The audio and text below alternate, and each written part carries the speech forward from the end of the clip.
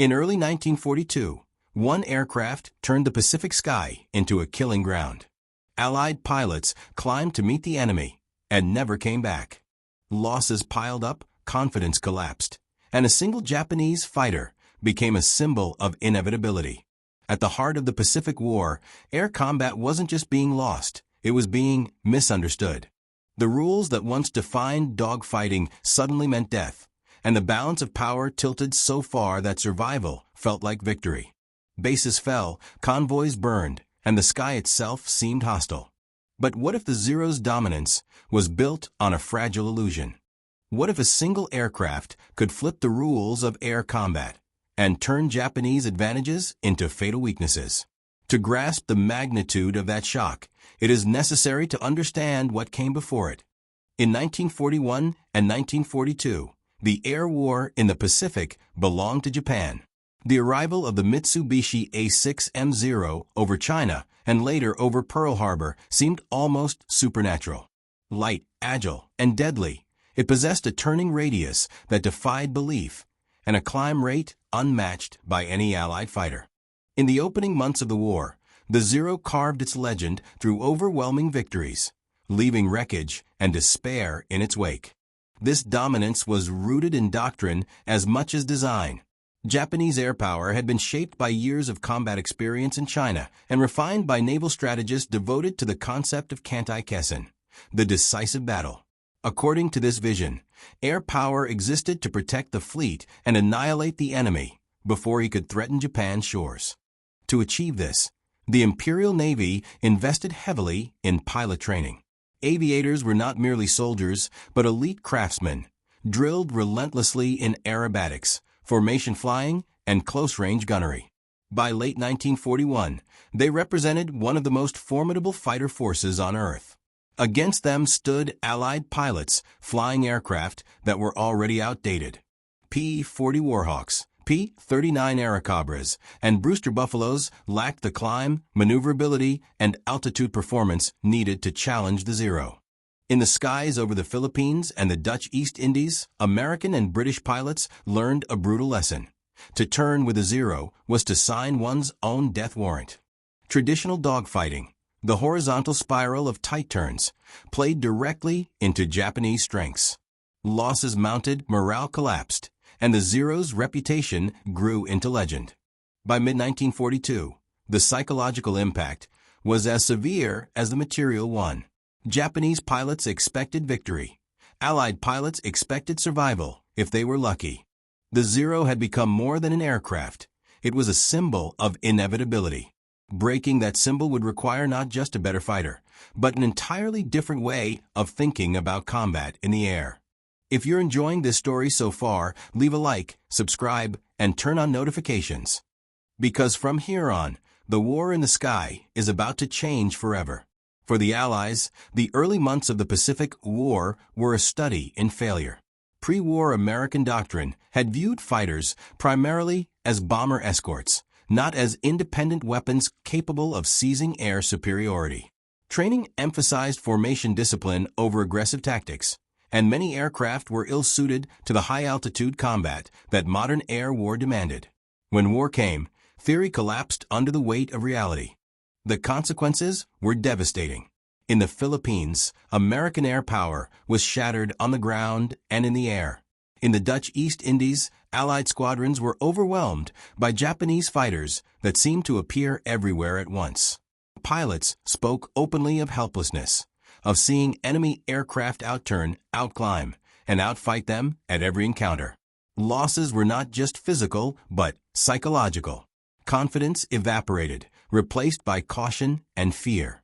By late 1942, the situation in the Southwest Pacific was desperate. Japanese bombers struck Allied bases with near impunity, while Zero escorts cut down defenders. The Allies clung to a fragile defensive line across New Guinea and the Solomon Islands. It was clear that incremental improvement would not be enough. What was needed was something radical, an aircraft, and a doctrine capable of tearing apart the Zero's stranglehold on the skies. Unbeknownst to many of the men fighting and dying in the Pacific, that answer had already been taking shape thousands of miles away. Long before Pearl Harbor, Lockheed engineers in California were challenging every assumption about fighter design. At the center of this effort was Clarence Kelly Johnson, whose vision rejected tradition outright. Instead of one engine, his fighter would have two. Instead of wing-mounted guns, all weapons would be concentrated in the nose. Instead of relying on tight turns, it would dominate through speed, altitude, and firepower. Many called the concept absurd. Johnson pressed on. The result was the P-38 Lightning. Its twin Allison engines, equipped with turbo superchargers, allowed it to maintain power at altitudes where most fighters struggled to breathe. It could exceed 400 miles per hour and climb above 40,000 feet, realms the Zero could not contest. Its armament, for .50 caliber machine guns and a 20 mm cannon firing straight ahead, eliminated convergence problems and turned every burst into a precise spear thrust. But the Lightning was more than a collection of specifications. It embodied a new philosophy of combat.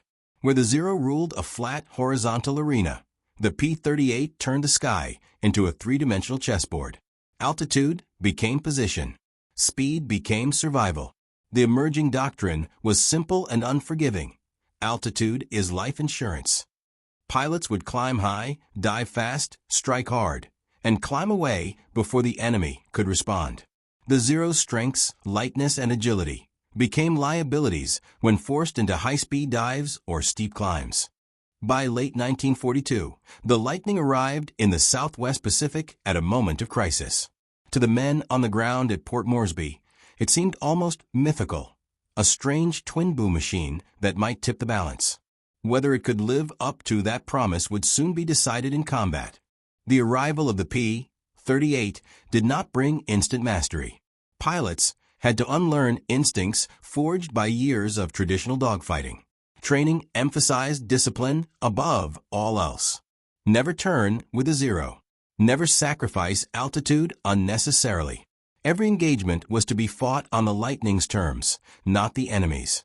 Tactics like boom and zoom attacks, high-speed yo-yos, and barrel rolls became second nature through relentless practice. Early missions were cautious, long patrols over jungle and ocean, hours of waiting under the tropical sun. Yet when combat came, the change was unmistakable. Pilots felt the difference immediately. The power in the climb, the stability in the dive, the devastating accuracy of nose-mounted guns. Confidence, long absent, began to return. Among these pilots was Richard Bong, a young farm boy from Wisconsin. Bong studied the Lightning and the enemy with equal intensity. He learned patience, holding fire until the exact moment, choosing position over aggression. His early victories validated the new doctrine, and his success spread quickly through briefing rooms across the Pacific. What changed most was psychology. American pilots no longer felt hunted. They dictated when to fight and when to disengage. The Lightning became both weapon and shield. Its twin engines offering reassurance on long flights over endless ocean. Survival was no longer a matter of luck alone. It was the product of discipline, doctrine, and a machine built to exploit both. The true test came in battle. On December 27, 1942, Captain Thomas Lynch led 12 P-38s into combat over New Guinea. The result was decisive. Japanese fighters attempting to follow the Lightning's dives shook violently at the edge of structural failure. Those that tried to climb stalled helplessly. In minutes, the engagement was over. The Zero's aura of invincibility was gone. The Lightning's impact soon reached a strategic scale. In March 1943, during the Battle of the Bismarck Sea, Allied bombers attacked a Japanese convoy bound for Lae. P-38s swept down from altitude, scattering Japanese escorts and clearing the skies. With air superiority secured, Allied bombers devastated the convoy, sinking 8 transports and 4 destroyers. Japanese efforts to reinforce New Guinea were crippled. The connection between air superiority and victory was now undeniable. From this point forward, the skies increasingly belonged to the Allies. The Lightning's speed, range, and firepower allowed it to dominate vast areas of the Southwest Pacific. What had once been contested airspace became hostile territory for Japanese aircraft. The theory had been proven. The revolution was complete. On April 18, 1943, the Lightning delivered its most symbolic victory. Codebreakers had revealed the travel plans of Admiral Isoroku Yamamoto, the architect of Pearl Harbor. Intercepting his flight required an extraordinary mission, a 435-mile overwater journey, flown at wave-top height under strict radio silence. Only the P-38 possessed the range and reliability to attempt it. 16 Lightnings took off from Guadalcanal and arrived at the precise intercept point. In seconds, concentrated fire tore into Yamamoto's bomber, sending it crashing into the jungle. Japan's most brilliant naval strategist was dead. The psychological shock was immense. No leader, it seemed, was beyond reach. For the Japanese, the sky no longer felt safe.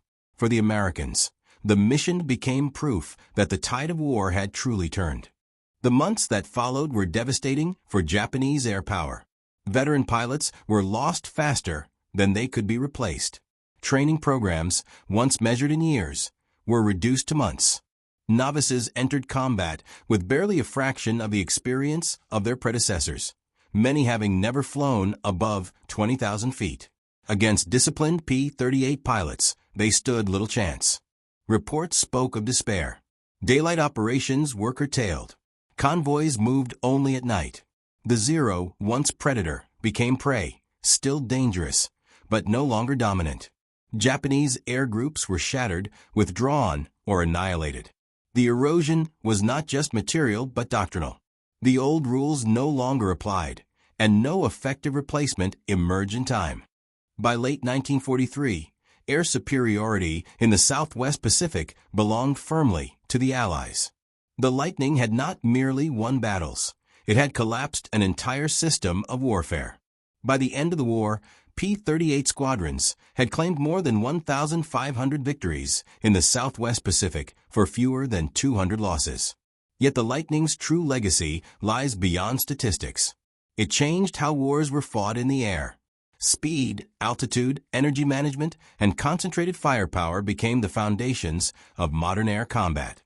The aircraft shaped a generation of pilots, men like Richard Bong and Thomas Maguire, and influenced fighter design long after the war ended. From early jets to modern air forces, the philosophy proven by the Lightning endured. Today, restored P-38s still fly, their twin booms gleaming as reminders of a moment when innovation broke legend. The Lightning proved that supremacy belongs not to tradition, but to those who adapt fastest, climb highest, and strike hardest. And in the skies over the Pacific, that lesson changed history forever. And if you want to see another side of this war, not the battles in the sky, but the men living through it on the ground, watch our next video on how American soldiers celebrated Christmas in the Pacific War. Click the video on screen and discover how.